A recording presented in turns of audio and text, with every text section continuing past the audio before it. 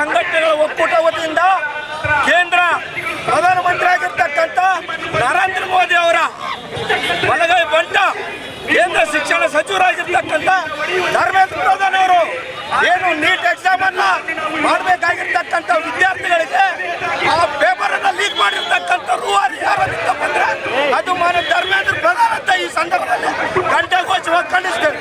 ಅದೇ ರೀತಿಯಾಗಿ ಜಂತರ್ ಮಂತರ್ನಲ್ಲಿ ವಿದ್ಯಾರ್ಥಿಗಳಿಗೆ ಹೋರಾಟ ಕರೆ ಕೊಟ್ಟಾಗ ಇಡೀ ದೇಶ ತುಂಬ ವಿದ್ಯಾರ್ಥಿಗಳು ಹೋರಾಟದಲ್ಲಿ ಭಾಗವಹಿಸಿದ ಸಂದರ್ಭದಲ್ಲಿ ಸಂಸತ್ ಭವನ ಮುತ್ತಿಗಾರಿಕೆ ಕಾರ್ಯಕ್ರಮದಲ್ಲಿ ವಿದ್ಯಾರ್ಥಿಗಳ ಮೇಲೆ ಲಾಠಿ ಚಾರ್ಜ್ ಮಾಡಿರ್ತಕ್ಕಂಥದ್ದು ನಾವು ಇವತ್ತು ರಾಯಚೂರು ಜಿಲ್ಲಾ ಅವರು ಖಂಡನೆ ಮಾಡ್ತೀವಿ.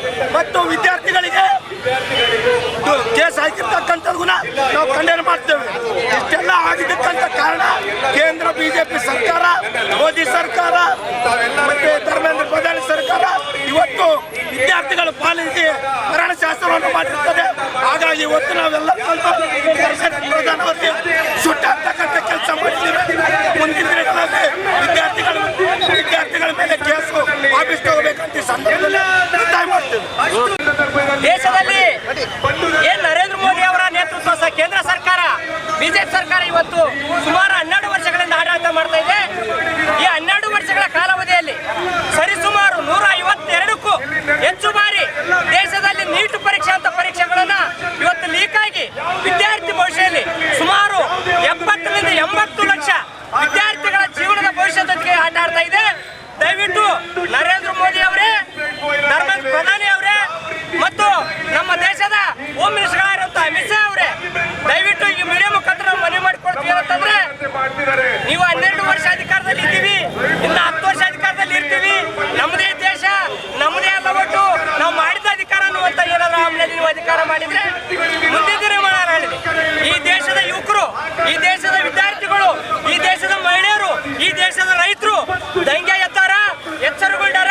ದಯವಿಟ್ಟು ನೀವೇನಾದ್ರೂ ಈ ಕಡೆ ಕಿವಿ ಕೊಡದೇ ಇದ್ರೆ, ದಯವಿಟ್ಟು ಗಮನ ಹರಿಸ್ತಾ ಇದ್ರೆ ಇನ್ನ ಕೆಲವೇ ವರ್ಷಗಳಲ್ಲಿ ಕೇಂದ್ರದಲ್ಲಿ ನೀವು ಅಧಿಕಾರ ಕಳ್ಕೊಳ್ಳೋದ್ರಲ್ಲಿ ಯಾವುದೇ ಅನುಮಾನ ಇಲ್ಲ ಅಂತ ಹೇಳಕ್ ಬರ್ತೀವಿ ಬಂಧುಗಳೇ. ಜೊತೆಗೆ ನಮ್ಮ ಇವತ್ತು ಅಂಬೇಡ್ಕರ್ ಸೇನೆ ವತಿಯಿಂದ 3 ಡಿಮ್ಯಾಂಡ್ಗಳಿವೆ.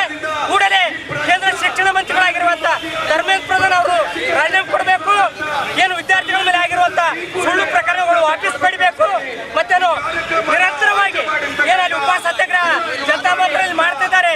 ಸೋನಂ ವಾಂಗ್ಚುಕ್ ಅವರು ಅವರ ಆರೋಗ್ಯವನ್ನು ಕೂಡಲೇ ವಿಚಾರಿಸಿ ಅವರ ಆರೋಗ್ಯ ಬಗ್ಗೆ ಕಾಳಜಿ ವಹಿಸಬೇಕಂತ. ನಮ್ಮ ಕಾರ್ಯಕ್ರಮಗಳನ್ನ ನೀವು ನೋಡ್ತಾ ಇದ್ರೆ ನಮ್ಮ ಚಾನೆಲ್ ಅನ್ನ ಸಬ್ಸ್ಕ್ರೈಬ್ ಮಾಡಿ, ಪಕ್ಕದ ಬೆಲ್ ಐಕಾನ್ ಒತ್ತಿ ನಮ್ಮನ್ನ ಬೆಂಬಲಿಸಿ.